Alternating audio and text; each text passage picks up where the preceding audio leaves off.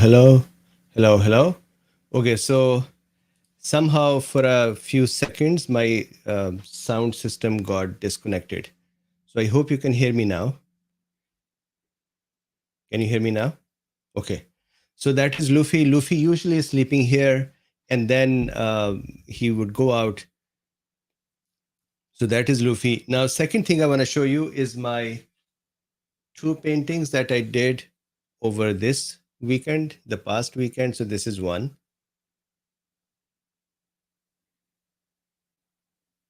And this is another. This is actually a painting of Bob Rom's painting. It's kind of a study of his painting. So it's not mine original. It is another very good artist's painting, and I did a study of it.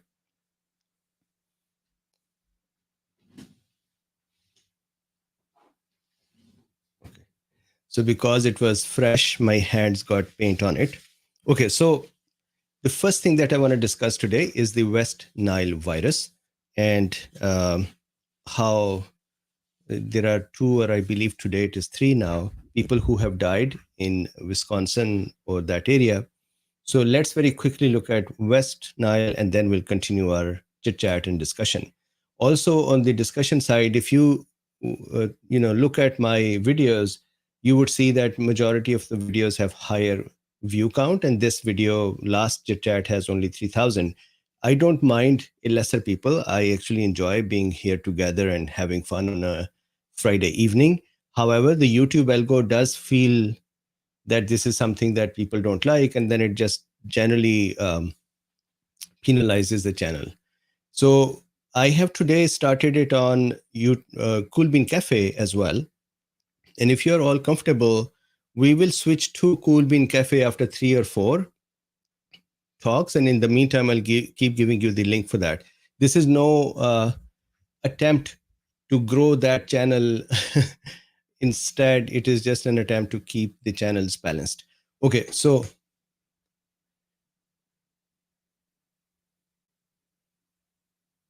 West Nile.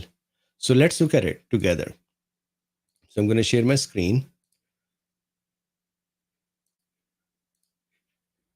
And let's start from here. So this is DrBeen.com. If you would like to have good and great medical lectures at a very reasonable price, then you should go become a member there. Now, the links, all these three links I'm going to show are in the description of this video, at least for YouTube. For Facebook, I think it may not be the case. So here, Wisconsin Department of Health, illness spread by mosquitoes in Wisconsin. There are many illnesses spread by mosquitoes in Wisconsin. Not all mosquitoes spread illness, and you won't get sick from every mosquito bite, but it is important to make sure you are aware of mosquitoes, the illness they can spread, and how to prevent bite in the first place. So they then talk about the mosquitoes and so on. Then here, this is the West Nile virus. The West Nile virus, or WNA, can actually cross the blood-brain barrier and enter the brain and cause damage to the brain in a very small number of people, killing them as well. So let's look at very quickly how this virus actually works. So what happens is, so let's say this is a person's arm, there is a mosquito here, and mosquito bites. So originally the mosquito picks it up from birds or other animals. Human is not a very good source of transmission for this virus. So basically it is the animal or zoonotic virus, which mosquitoes then pick up. And then when they bite a human being, the mosquito saliva has this virus, and that virus then enters our, wherever the bite is. Now what happens is, below our skin, we have cells that are called dendritic cells. Dendritic cells are kind of a macrophage cell. They are immune system cells, innate immune arm cells, and they are present everywhere in our body. They're called dendritic because they have a bunch of dendrites or little branches coming out of them. Their job is to kind of keep doing surveillance of the area where they're present. And if there is any foreign agent, if there is anything offending in there, they will pick it up and try to digest it.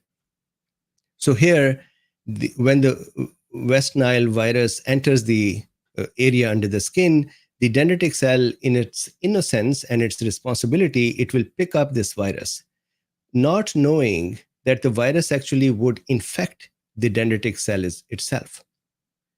Number one. Number two, the keratinocytes, the cells that help make skin layers, the virus can enter those cells as well and infect them as well.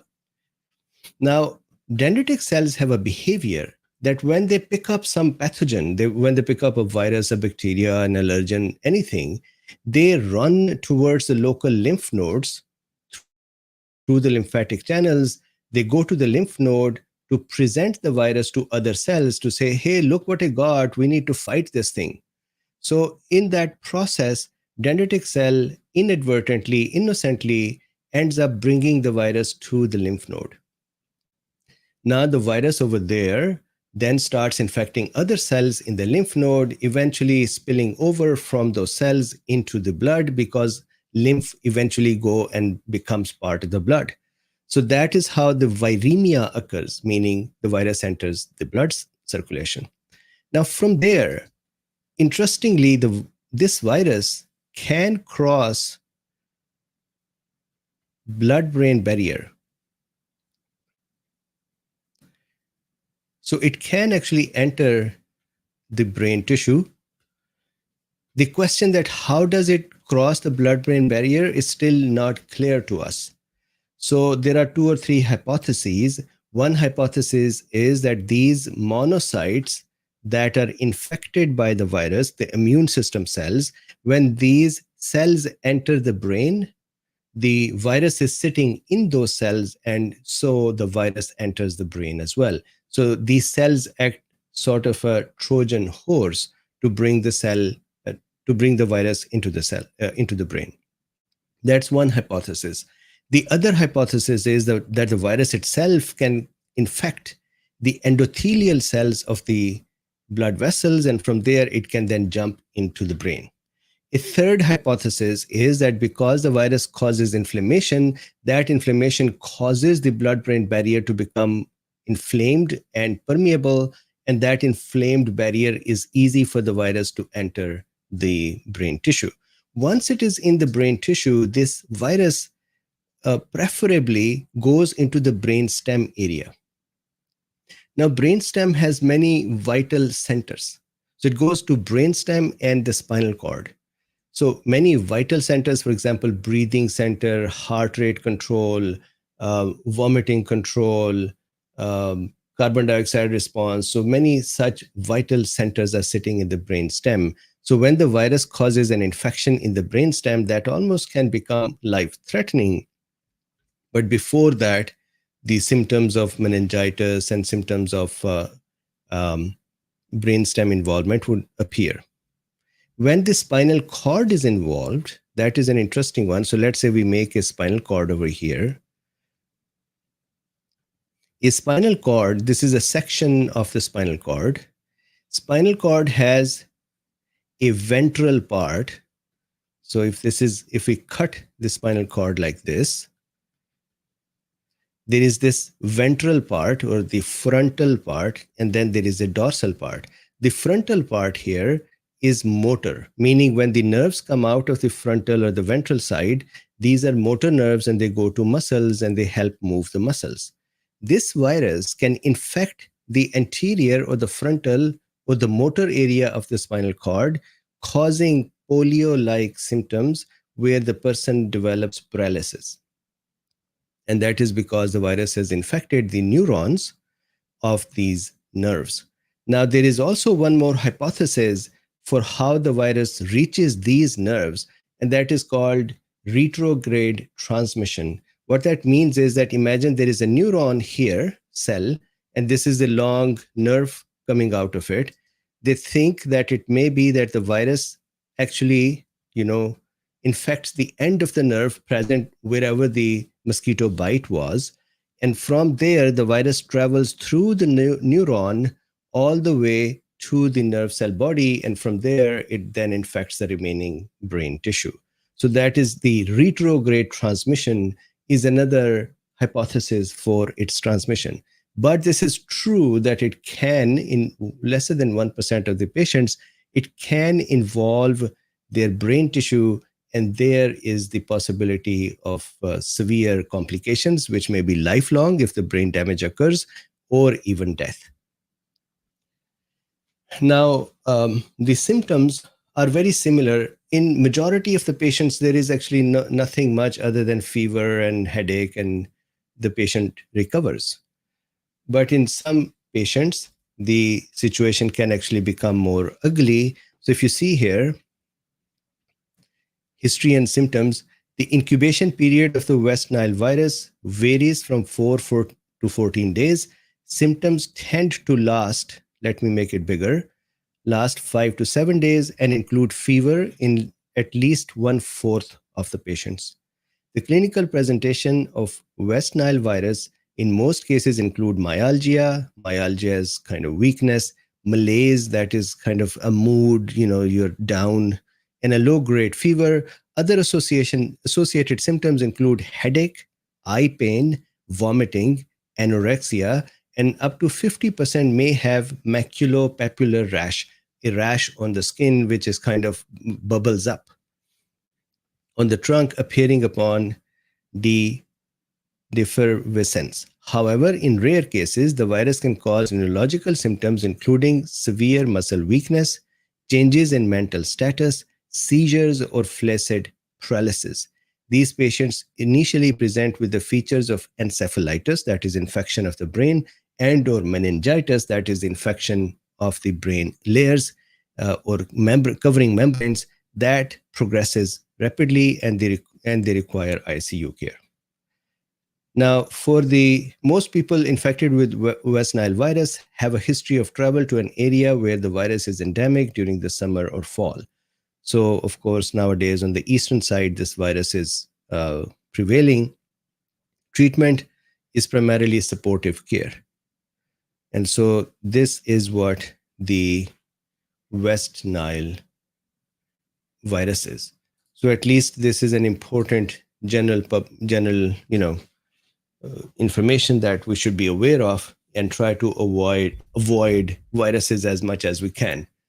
Okay, now let's do the chit chat. Let's have a talk. And if you have a question, please write a QQQ with that. And I usually avoid those questions where either the question seems to be not fact-based or I do not know the answer to because I have not read those studies. Some questions are simply asked to trigger the audience or insult the audience or to kind of create a conflict. So there are times that when I actually see a question and I don't respond to it just because I don't think it's an appropriate question or I don't think I have an answer. I can do this that if I don't have an answer, I can show you the question and tell you that I do not know the answer and I'll do a research. But if I feel that the question is not appropriate, then I just do not engage with that question. So having said that, tell me, what would you like to discuss? So A. Perry says, Dr. Bean on YouTube so I have another channel called KoolBeens Cafe Live. I am hoping that we can move our live chats over there. I think there will be a fewer number of people who are interested in these chats where we just friends sit together and have our discussions. And so those 2,000 or 3,000 people, we can all go to that cafe live and keep doing our chats over there. And we can leave this channel for the shorter medical videos. But I'll see. Alexander says, thank you for showing Luffy. You're very welcome. You can see his legs even now.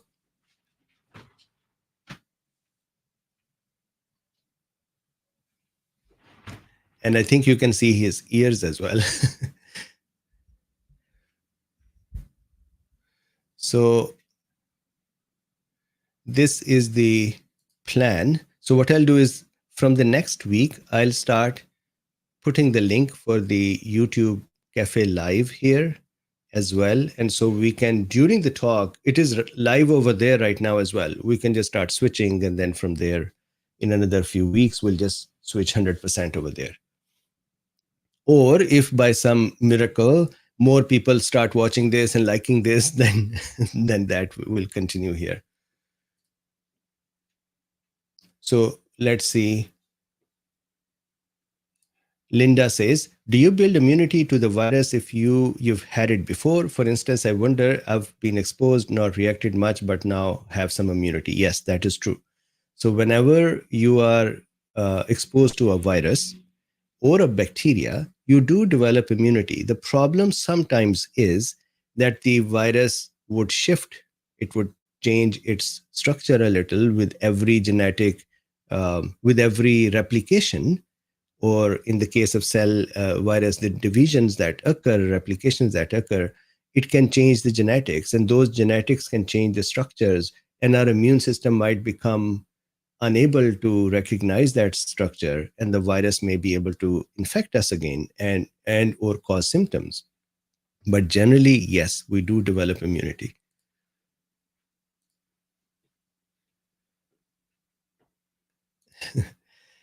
Synchronized Citizen says, founded. Thank you.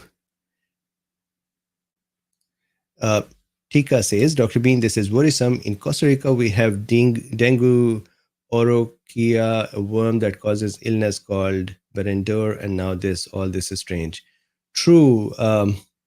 It is just that we have to contend with these viruses and pathogens. Interestingly, this particular virus, the West Nile, more commonly impacts severely to those who are immunocompromised, whose immune system is not able to fight it very well. So that may be malnourished, that may be immunocompromised, that may be immune dysregulated, or that may be people who are taking medicines who control their immune system, for example, for cancer or other autoimmune diseases. It is kind of more dangerous for them compared to normal, healthy individuals.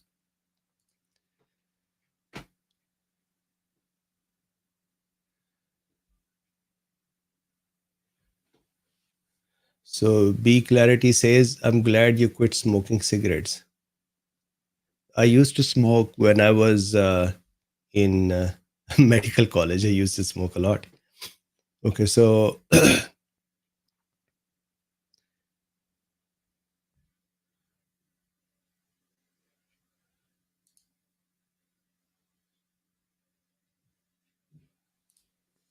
B Clarity says, having a doctor cough is distressing.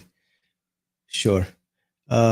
Denise says, mine is only around 13 years, and so guess I'm kissing bugs. What really? To think we worried about smallpox. Okay, so more questions, or should I start discussing another topic which is near and dear to my heart? So if I started, I'll take the hour and discuss that.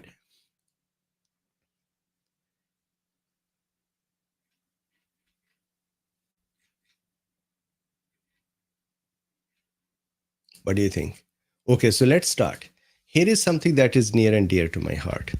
And I want to discuss that something, and that is how, as we progress in age, we collect biological waste in our cells. Denise says, what about the new study on fibrin and spike?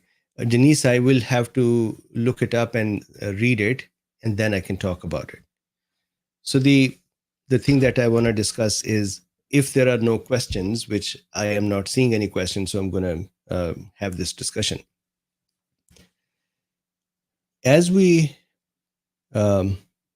move through time in our life, we slowly accumulate biological waste. And the question is, why do we accumulate biological waste? So I'm going to draw a little to kind of explain this, but this is important for us to know. And I did a talk yesterday or a day before yesterday that had a similar theme in it.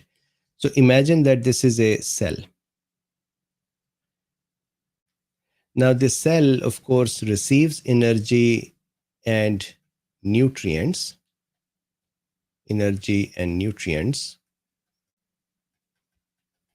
and it functions. It performs some function. So let's say maybe this is a cell for pancreas, and this is a beta cell, and it makes insulin. That is its function. Or maybe another cell which does something else. Every time we get energy in the cell, for example, glucose, then what the cell does is it makes ATP from that. When it makes ATP, in that process, we have done this discussion before as well, we have mitochondria that help make ATP. The complex 2 of mitochondria can become a source of reactive oxygen species as the mitochondrial chain operates. As the energy is being built. Imagine a factory where energy is being built. So of course, we capture energy from somewhere and we pack it in the form of a battery. And in our case, in our living animals case, living things case, it is ATP. So this is mitochondria is kind of a very sensitive area where the energy is being formed. And so electron transport chain is running and the energy ATP is being formed. And what happens is that some of that energy escapes this factory. And that energy is reactive oxygen species. Up to 5% of the energy that is percolating through the electron transport chain, through this factory's assembly line, can escape. And our cells have enough antioxidants and enough use for the reactive oxygen species that percentage of escape is not a problem and the cell can handle it. However, in some cases, this becomes more. For example, if somebody has CoQ10 depletion, and CoQ10 is the complex number 2 in the electron transport chain. So if CoQ10 is consumed, why would it be consumed? If you are eating a lot of energy-giving products, then the electron transport chain or this assembly line, this factory would run very fast to use that energy to convert that into the batteries or ATP. So the machines that are running in that assembly line, the one sensitive machine is complex 2, which contains CoQ10, and it continues to become loose and damaged. And so we need to have new CoQ10 to keep filling it up. So imagine if we are not taking enough CoQ10, but this complex 2 is becoming damaged, then more and more reactive oxygen species would start jumping out of this machine. Just like if you have an iron making factory where there is a loose belt and the iron is now running around everywhere. This reactive oxygen species, when it escapes from the mitochondria, what it does is, these are of course reactive. They have energy in them. Whatever they come in contact with, they would damage that. When they damage that structure, for example, Golgi operators, for example, endoplasmic reticulums, and so on, when it would damage that, it would cause those proteins to become misfolded. Imagine that you fire a bullet at something, at a vase. Do you think that the vase would stay intact? It would have some sort of energy imparted to it and it would become D-shaped. When those proteins become D-shaped, then our cells are not able to handle them unless we do autophagy and we allow the cells to kind of clear them out. The way we are in the Western societies or well-fed countries, most of our habits are to eat sufficiently or more than sufficiently, to eat a lot of processed food, to eat a lot of carbohydrates, and to eat with more frequency. The cells can try to perform autophagy between the meals or whenever we are hungry. So if we don't become hungry because we took, let's say, breakfast, and then before the lunch we took a snack, and then we had lunch, and then another snack, and then we had dinner, and then something before the night, and some folks even wake up in the middle of the night and go eat something. That does not allow the cells enough empty time, enough downtime to perform autophagy and clear out this waste product. So now we have the waste products that are piling up. The other problem, as I discussed yesterday, glycation. And it was interesting that the topic was how to manage glycation, meaning the tissues that are glycated, what do we do about them? And many folks said, you did not say that we should stop taking glucose or others. I had done a video just before that to say stop eating carbohydrates and fried food. So I thought I had covered that. And I cannot cover everything in every one video. That video will become long, as this one will become. And so I can't pack every piece of information in every video.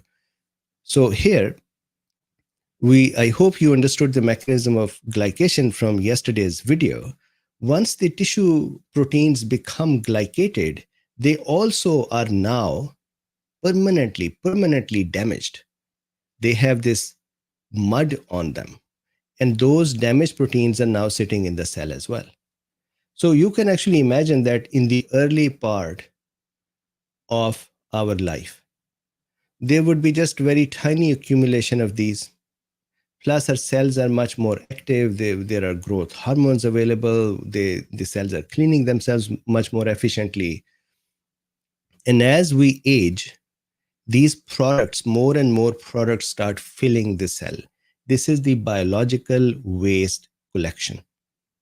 So our cells eventually become more of a trash bin than a healthy functional cell. Why does it become a trash bin? Because we have a bunch of biological waste. You can actually Google and read up on biological waste collecting in the cells. The reasons are many. One of those, reactive oxygen species and the bad mitochondria, which may be because of CoQ10 or extra energy or other problems with the mitochondria inflammatory states. And then glycation is a very important product that not only causes the cell to become abnormal on the outer side, it actually causes the trash to be piled up on the inner side. And now this cell that is filled with glycated products will reduce its function. And do you know what the problem with all of this is? Even the autophagy system will start getting compromised. It is like this. Imagine if this room of mine is a cell and it is clean and neat, but if I keep throwing trash in it every day and leaving it there, slowly the trash would pile up. So imagine if I am autophagy system in this cell. If there is so much trash that even I cannot operate correctly, then my performance will go down as well. So sadly, when we reach the age where we need autophagy the most, the cell is sometimes so much filled with the trash, the performance of autophagy itself becomes reduced. This is why it is important that biological waste is accumulated less. This is why it is important for us to, guy said around the vessels, extravascular system, everywhere, in the vessels making atherosclerotic plaques, outside of the vessels making extracellular matrix more thick and more stiff, in the joints, in the muscles, in the brain. Dementia is one such outcome. Obesity is another outcome. Diabetes is another outcome. Muscular stiffness is another outcome. Tissue hardness is another outcome. Wrinkling is another outcome. So there are many outcomes of the tissue becoming coated with these glycated products. So in theory, we should do our best not to let these accumulate, because if these waste products have accumulated a lot, then running the machine to clean them would also become difficult, because even that machine will be drowned in the sea of trash. So there are two basic approaches. One is to reduce collecting further glycation, that is by reducing the carbohydrates or cutting them all together. And it is possible to look at it as a medical therapy to stop carbs for some time. Now, do you go from stopping carbs to plant-based or to keto-based or some other food where you have plant and some meat?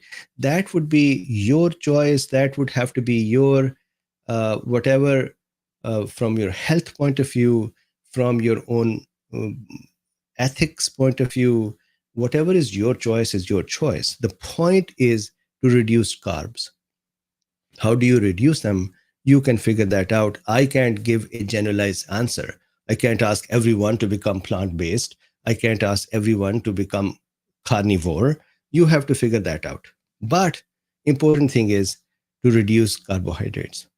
One. Second, to reduce the processed foods, because these processed foods have the food agents. According to Dr. Barbara E. Corky, there are food agents that are present in the food, processed foods like preservatives and colors, that can cause reactive oxygen species production and irritation of the cells, which would then cause inflammation.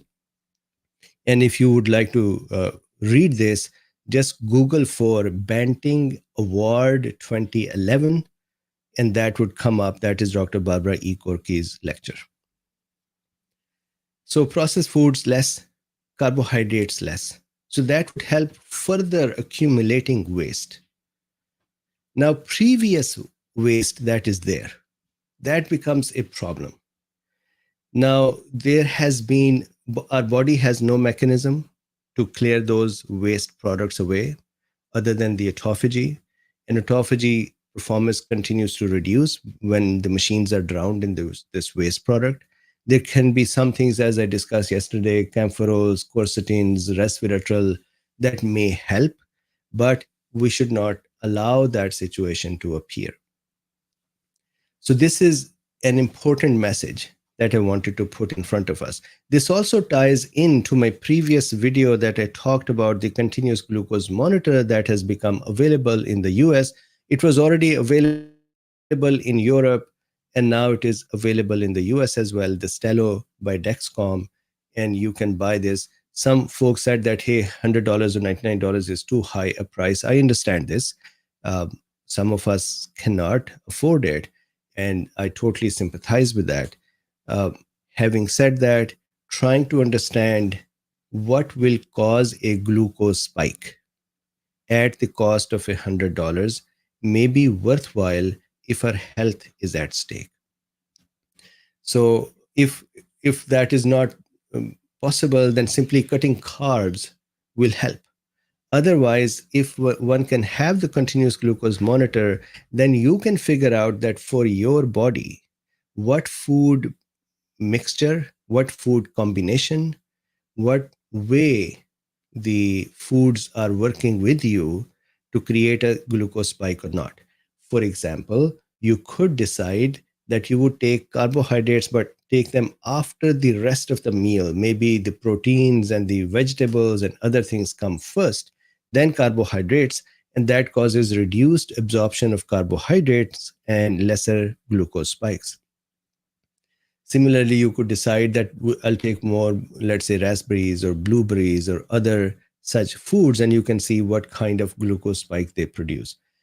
If you take smoothies, for example, if you take a low glycemic index food, that means a food that releases less glucose, and then if you break it up with by shredding it, then it would release the glucose molecules, and now the glycemic index would go higher. So you can figure those things out for your body with the continuous glucose monitor. So there are all kind of comments and messages.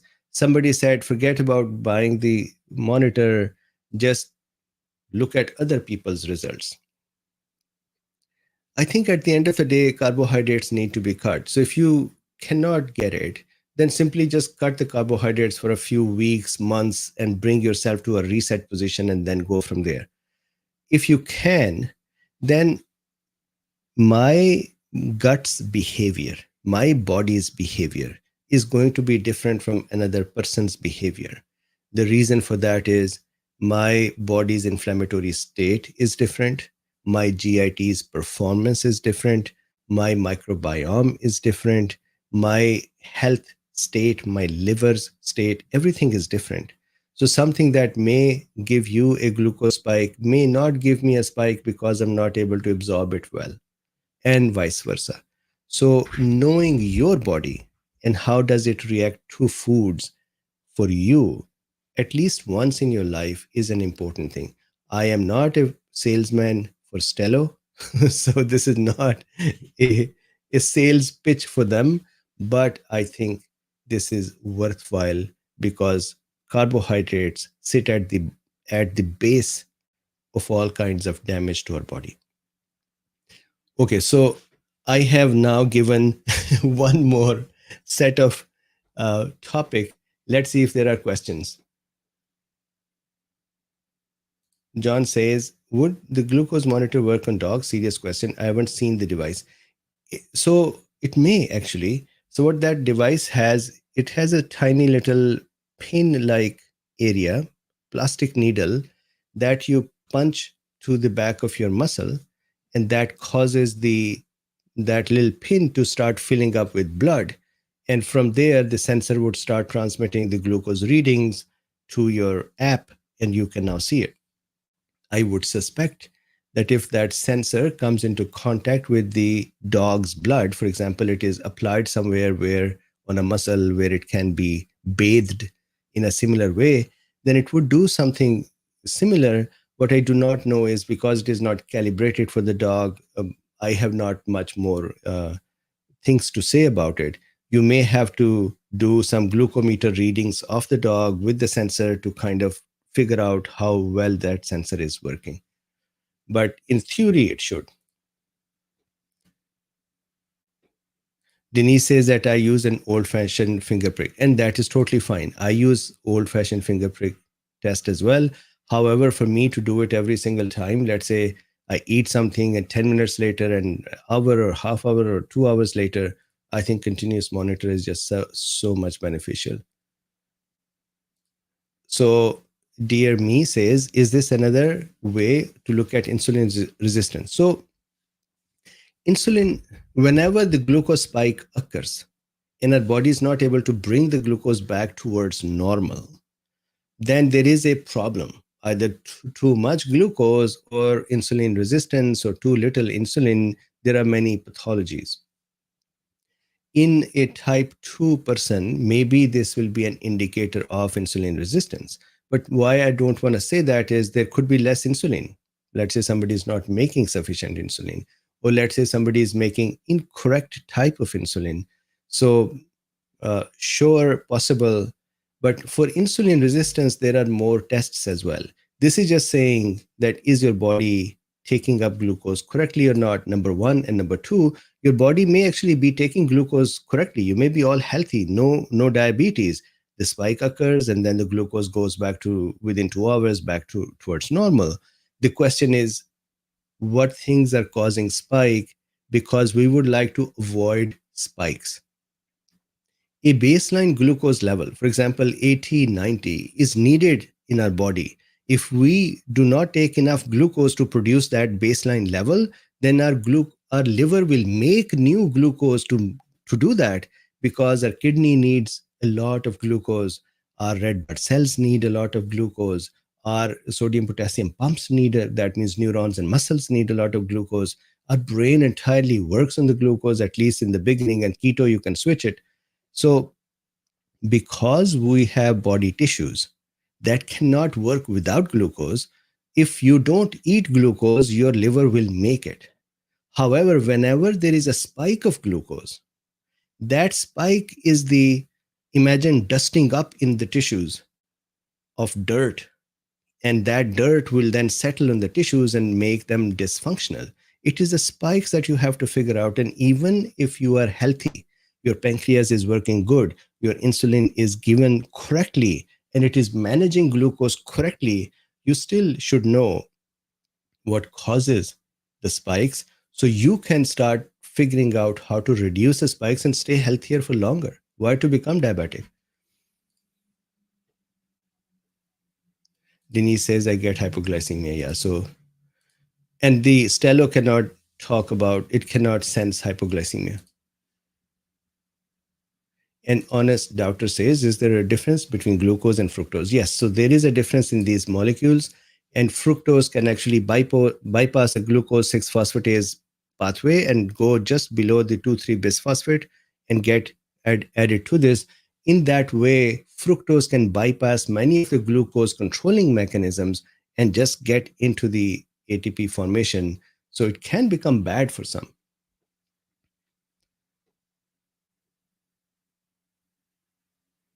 Bob says, if I eat, I don't want to know how high my glucose is for at least 2 hours. That is fine. That is your choice. But anytime glucose goes high, that is when the tissue damage occurs. So if, for example, you allow 2 hours of a spike and then it comes back to normal, that means your body is handling it correctly. However, during that spike time, there was some more glycation occurred. Then the next spike, some more glycation occurred. And as you keep doing this for the whole life, the tissue keep getting slowly glycated, the waste products keep building up, and eventually we become inflamed, which we become after 50 years of age. And one reason is these spikes that are contributing over the life of us. And so if we can figure out what causes a spike, and if we can temper those spikes, that would be amazing.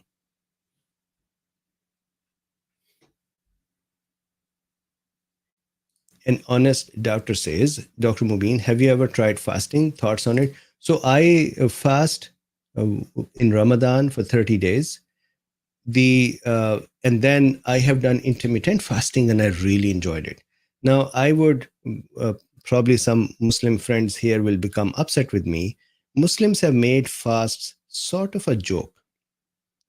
What they have done is the fast is from the sunrise till the sunset. One cannot eat or drink. However, if you see many Muslim societies, what they have done is they have switched their life to night in those days. And then they go out at night and they have middle of the night food and they have dinner and then they have morning food. So really, they sleep the whole day long. Majority does this. So eventually what they have done is they have actually made it even more unhealthy because the night time, which is for sleep, is now used to stay awake and eat and, have fun the whole night. And the daytime, which is supposed to be sunlight time, they are sleeping during that.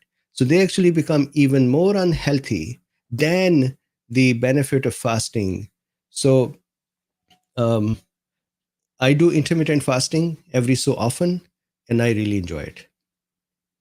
And my due apology to any Muslim friends who are listening to this, but that is what Muslim societies they've kind of made it into a joke. I know I'm going to get a lot of hate now, but.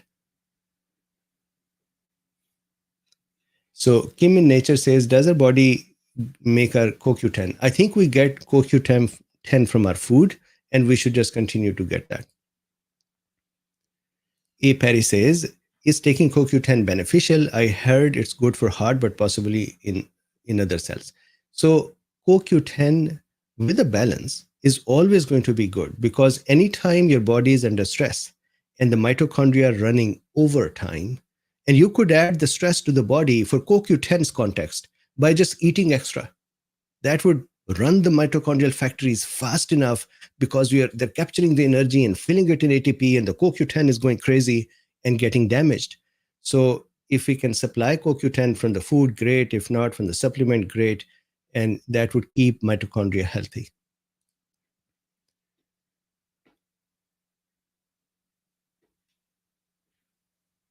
This is a very good question. So Tamara says, chilled potatoes become resistant starch.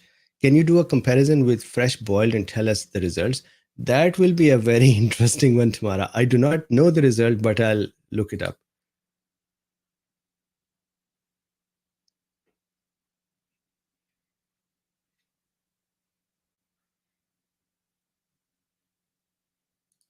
So honest doubter says, thanks for the answer. I'm on day 8 of a juice fast. I do a 10-day fast once a year or so. Interesting. Very good to know. The juice fast, do you take more energy in the form of juice, because juices, when you make them, they actually have a very high glycemic index. And so they can actually impart a lot of energy.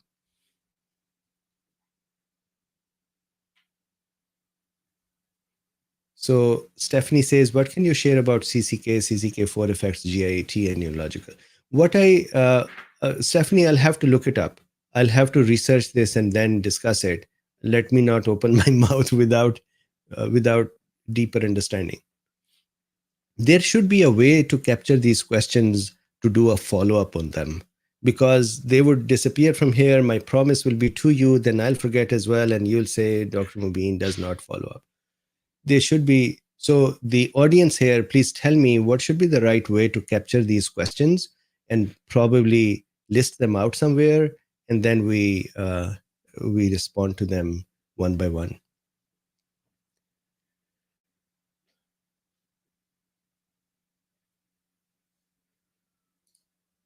I'm sorry to hear that terrorists are among us.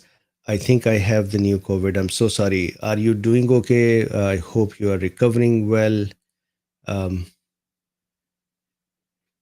so don't fast during the infection, because that would only deprive your body of the energy that it needs right now to fight the infection. So not during the infection, but after you can.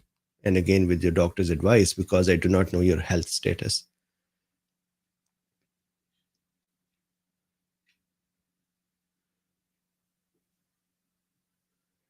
Garner says next video should be on ceramide. So I have to capture these. Maybe I should ask my assistant to join me at this time just as a note taker and take those notes.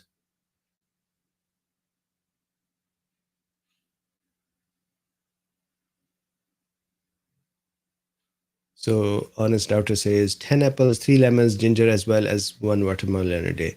So,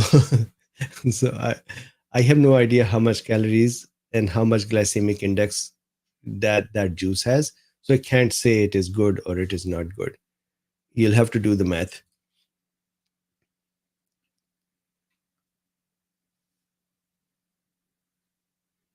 Doreen says, I had the new COVID. It's less severe than the first one. Very interesting. So Sarah says, quercetin, should I take it as a supplement? So I do take quercetin twice or thrice a week. I do not take supplements mostly every day because your body becomes used to it. So I give a break and then take, and break and then take. And quercetin is an interesting one. It has many benefits.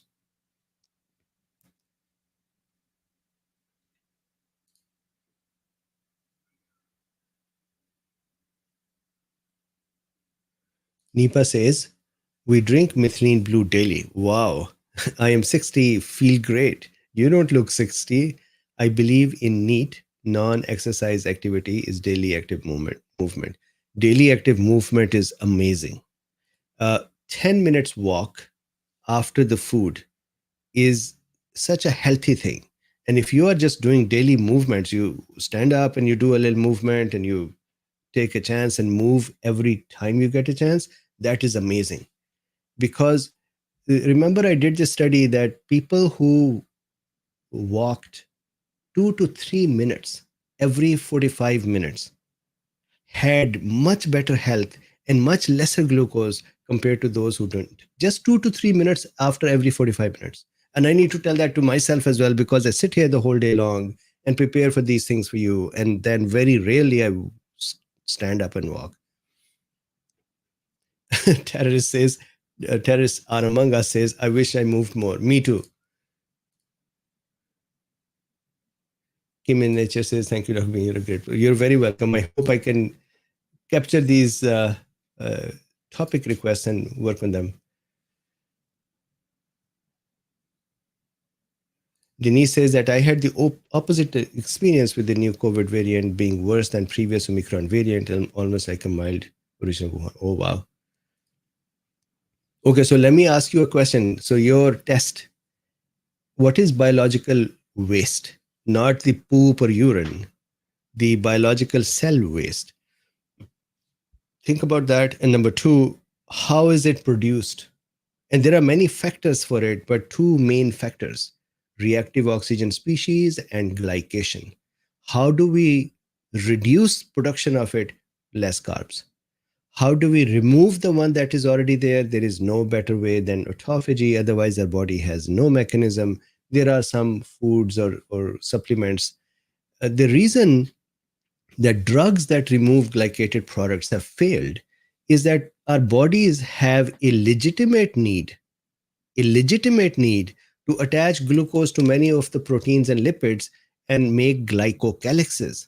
Glycocalyxes, or the slippery surfaces, are everywhere in our body. And for making those slippery surfaces, our bodies actually make glycated products. But we don't call that process glycation. We call it glycosylation, just to kind of separate it from glycation. Glycation is abnormal glucose accumulation or attachment, and glycosylation is normal attachment. For example, our vascular system is coated on the inside with a slippery surface. That is actually glycated proteins, but we don't call them glycated, we call them glycosylated. Our respiratory system, other slippery surfaces. Within the cells, then within the storage system, there are glycoproteins and proteoglycans. These are all normal. So what happens is, because we normally have proteins and glucose is attached together as well. If you give drugs that are going to go and separate them, then they are going to separate the normal glucose attachments too, and that would cause side effects. This is why there has not been any great drug that can remove glycated products. Exercise is the only good known way, or autophagy. And the best thing is to just not let it happen.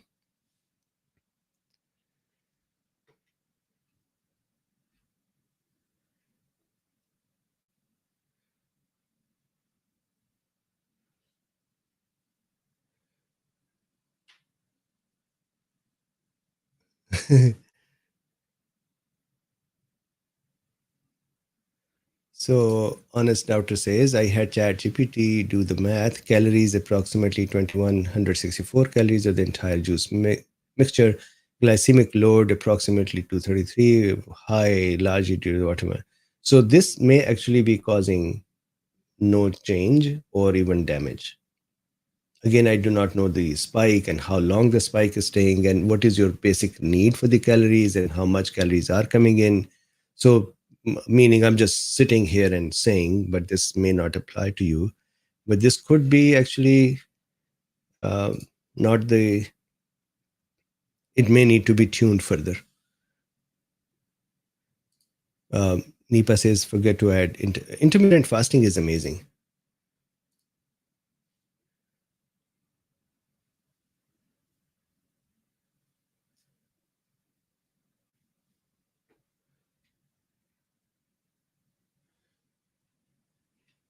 Okay, so my question to you, do we continue to have these chit chats? Are they useful? Is this community fun for you to talk with each other and talk with me? And I think we should mature these in a way to be able to take notes. So either a couple of people from you volunteer to take notes and then send me an email to say, here are the topic requests, or I figure out someone who can come in. The problem is that these chats do not even generate more than $15, unfortunately. So having someone join me, I have to pay them as well. So we need to capture these requests. Otherwise, I'll just keep saying, okay, I'll do research, and then I'll forget, and then there'll be no research, and then you'll say, Dr. Bean is not a very good person, breaks his promises. So we have to kind of organize this a little more. If any of you can help me with that, I would appreciate it. It's a community service. It's not my service. If I know the topics, I'll then prepare them beforehand. I'll do separate videos about them. I can talk about them in chit chats as well. And Denise says change it to cafe channel. So I will actually change that as well. So 4 weeks notice, we will move it to cafe channel. And so I'll continue to give you the link from the next week. I'll give you the link of cafe channel here. Please subscribe there. And it is not a way to multiply my my bank from here. Cafe channel actually doesn't give me anything. And this channel for Chit Chat, $10-15 for a week. So it's also negligible. But it is just that if we go there, then we would not impact this channel with long videos, which YouTube does not like if people don't watch it a lot.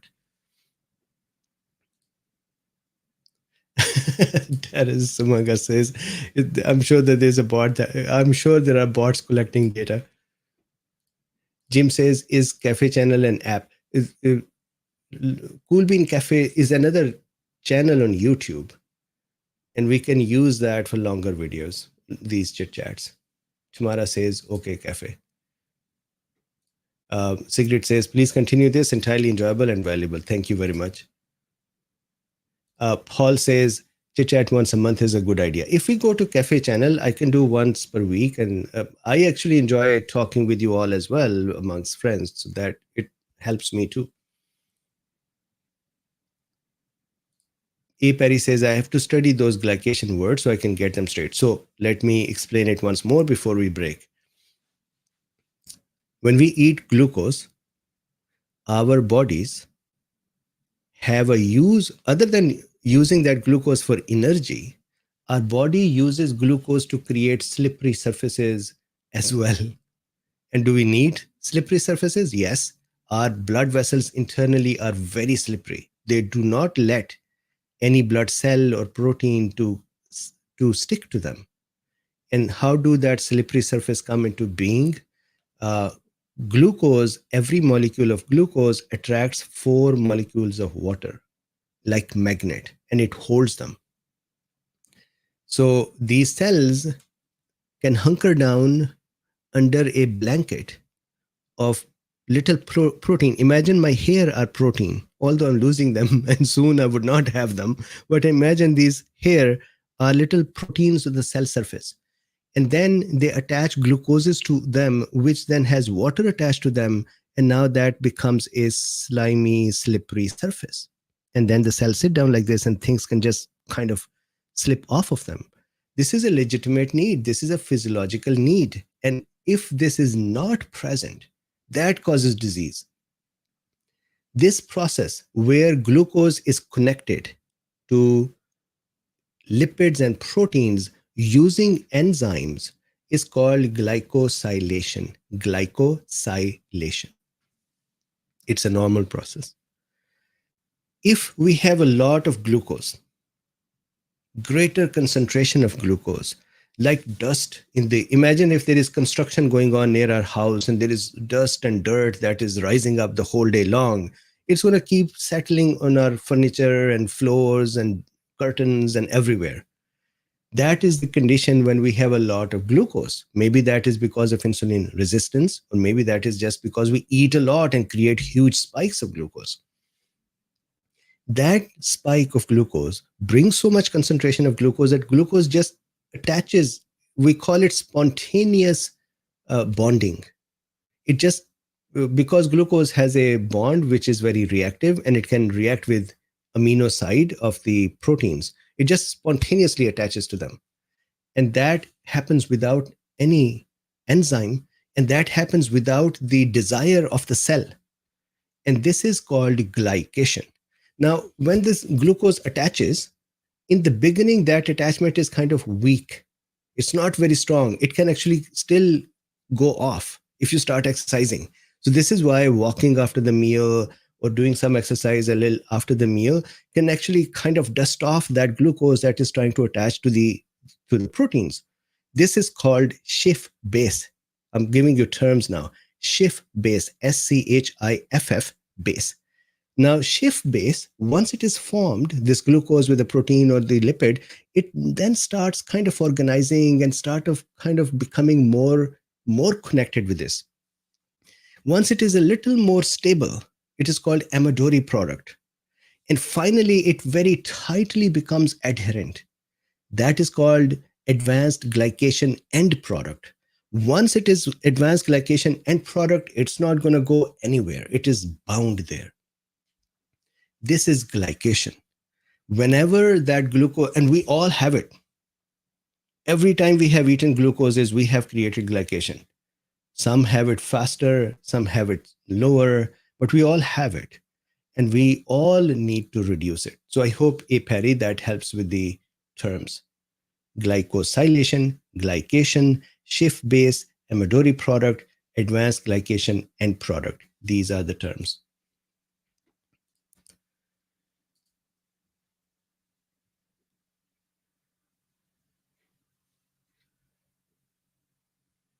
Terrorists are among us says spontaneous sounds super bad. It is super bad. It's that is the definition of glycation, that there is a spontaneous bonding of glucose to a lipid or a protein without any enzyme involved.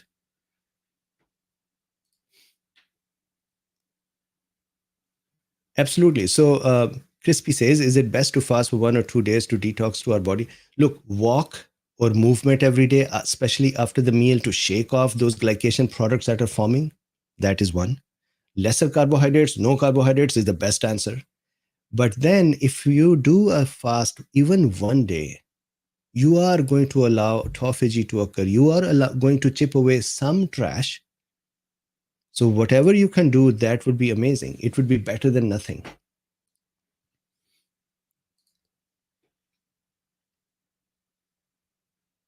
So absolutely, Les says, are the sugars measured by A1C test a subset of glycation? That is actually a glycation.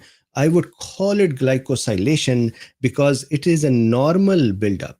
Although in diabetics that can become abnormal. So yes, that is an indicator of glycation. And just like hemoglobin has the glucoses attached to it, other proteins have glucoses attached to them as well. Very good question.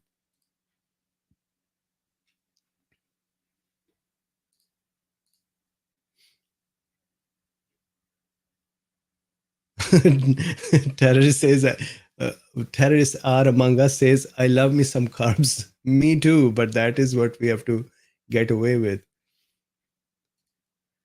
Crispy says, Gypsy Girl says, you're the best, Dr. Bean. Such a great teacher. Thank you. You're very welcome.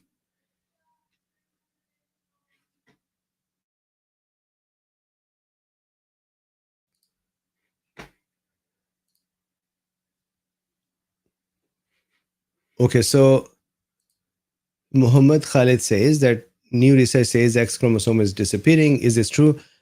Maybe it is shrinking. I do not know. I haven't done some research on it and the Y chromosome, and I think we don't need it other than it's just a little dumbbell sitting in there. So maybe if it went away, nothing bad would happen. I do not know.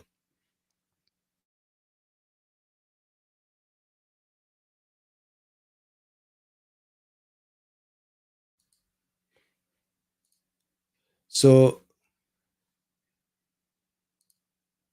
hey Kini, welcome just when we are preparing to leave. So been here for an hour. So terrorists are among us says, won't you all be female then? No, it is not that the y is getting replaced by X. It is just shrinking further. That's fine. It already doesn't do anything. Dear me says, I really appreciate your knowledge. You're very welcome. Denise says it is better to use ubiquinol than CoQ10 supplements. It is already broken down for bioavailability. So no advice from me, but here is a comment. Bob says, thank you for your lecture and discussion, Dr. Bean, and thank you to the KoolBeens. Yes. So with this, thank you very much. Have a nice weekend. Have a nice long weekend. I will be traveling from Monday till Wednesday. So won't have any other videos come in during that time. So when I come back on Thursday and Friday, we'll do it. I still need someone to raise or someone's to raise their hand and say, we can help capture the requests that come in. If I can make 5-6 hours of this whole thing for you, maybe 1 or 2 more people can also volunteer and we can work together to serve others. It is a service to others. There is no return for this. So if someone can help, that would be great. And if not, I'll try to see how to capture these requests. Maybe I'll create a form where during this time I'll give the link and you go and fill the form. Okay. Thank you very much. Have a nice long weekend and I'll see you next week.